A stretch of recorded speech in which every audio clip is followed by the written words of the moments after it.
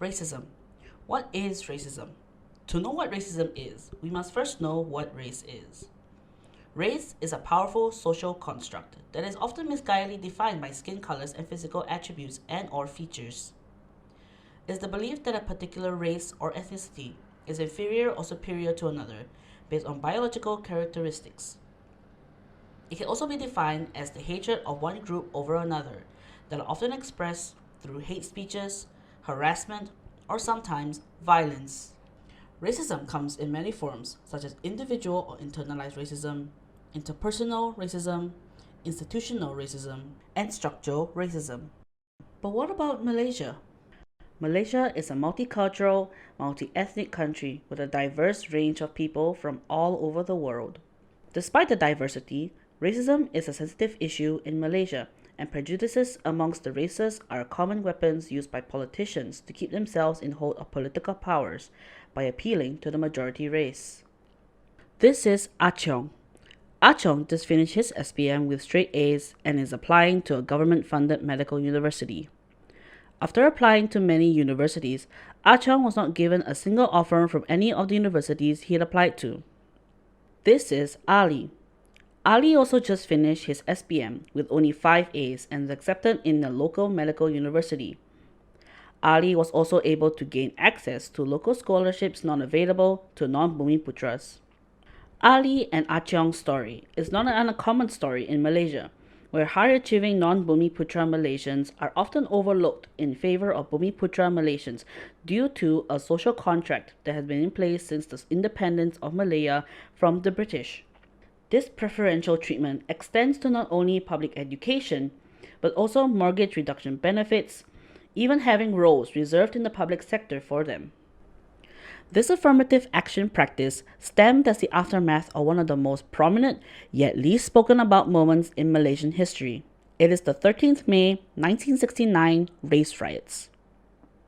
The riots stemmed from the ethnic divide that occurred between the Chinese and the Malay ethnic groups. Some have theorized that the time after the events of the riots created prejudices and tension amongst the major races in the country. So what are some well-known prejudices about each ethnic race? For the Malays, it is usually that they are lazy.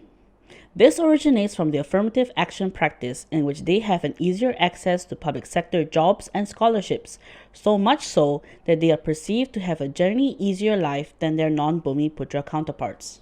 For the Chinese, it is that they are the greedier and richer Malaysians.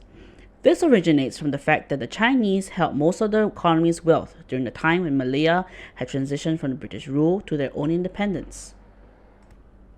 For the Indians, it is that they are poor, live in low-income houses, are drunk all the time, and even criminals. These stemmed from their minority status in society, where they only make up a 6.8% of the current population, and their darker complexions caused by ingrained racist biases and stereotyping, causing them to be seen as dirty or unclean. After all this, what is the impact of racism on a person? The reality is, racism is very damaging to an individual's mental and physical health. Racism and discrimination, regardless of the magnitude, causes emotional and mental stress, which leads to physical exhaustion. Malaysians, especially the younger generations, are currently making an effort to counter racial discrimination in order to promote national unity. So what can you do to counter racism? Number 1, stand up, speak out. Don't let racist comments exist in a safe space uncalled out. Speak out when you hear racism and stand with the victims of racism to let them know that they are not alone. Number 2, be informed. Being informed is the most important part when fighting racism.